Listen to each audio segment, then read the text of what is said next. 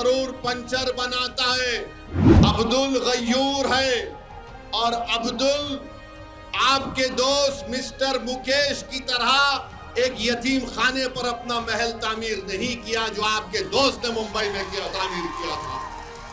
240 तुम्हारे पास एमपी हैं बीजेपी वालों, तुम्हारे पास एक मुसलमान मिनिस्टर नहीं है। कभी अपने गिरेबान में झांक कर तो देखो।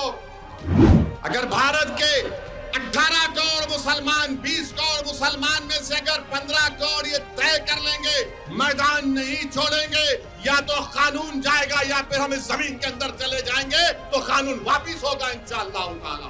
अब पड़ोसी मुल्क के पाकिस्तानी लोग मुझे अपने मुल्क का दूल्हा भाई बना लिए। अगर आज हम भारत की सालिमियत और पाकिस्तान के दहशतगर्दी के खिलाफ खड़े तो किसी मोदी अमित शाह के लिए नहीं, भारत के लिए खड़े हैं।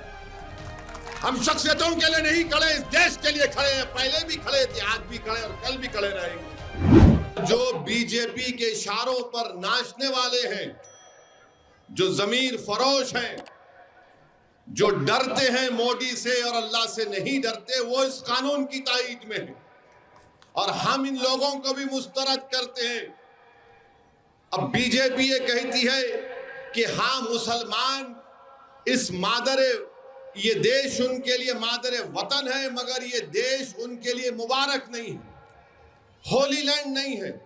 तो हम उन लोगों से कहना चाह रहे हैं कि आप वरंगल के किले में आओ, यहाँ पर खुश महल है और कुंडा मस्जिद है जो 1330 की बनाई गई है।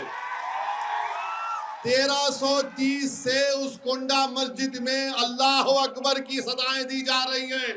हम इस सरजमीन पर सजदा कर रहे हैं, अल्लाह की इबादत कर रहे हैं। तो बताओ, जब 100 साल से हम इस जमीन को अपनी मुबारक जमीन मानकर सजदा कर रहे हैं, इबादत कर रहे हैं, तो आपको क्या इख्तियार दिया जाता है कि आप ऐसा कहें कि ये होली लैंड नहीं है? क्या तुम डिसाइड करोगे होली लैंड नहीं है ये? अरे सावरकर की थियरी को हम रिजेक्ट करते हैं।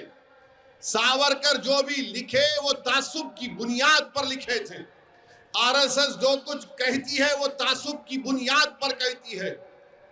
आरएसएस की जो किताबें हैं, आरएसएस के सरसंचालक के जो बयानात है, वो भारत के संविधान के खिलाफ है और हमेशा रहेंगे। मस्जिदें हैं, तारीख है हमारी, और आप कहते हैं कि मादर वतन के हैं मगर होली लैंड नहीं। तो मेरे अजीज दोस्तों और बुजुर्गों, ना हमको झुकना है ना हमको डरना है, बल्कि पुरअमन तरीके से हमको अपने इस एहतजाज को जारी रखना है। जब तक कानून वापिस नहीं लिया जाएगा, भारत के 20 करोड़ मुसलमान एहतजाज करेंगे, पुरअमन एहतजाज करेंगे।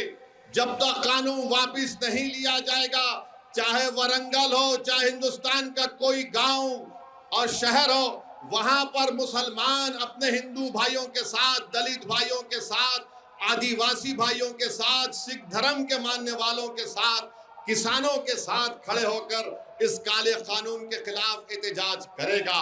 और बार बार हमारे वजीर आजम अपने भाषण में कहती हैं कि अब्दुल पंचर बनाता है। सुनो वजीर आजम, अब्दुल जरूर पंचर बनाता है।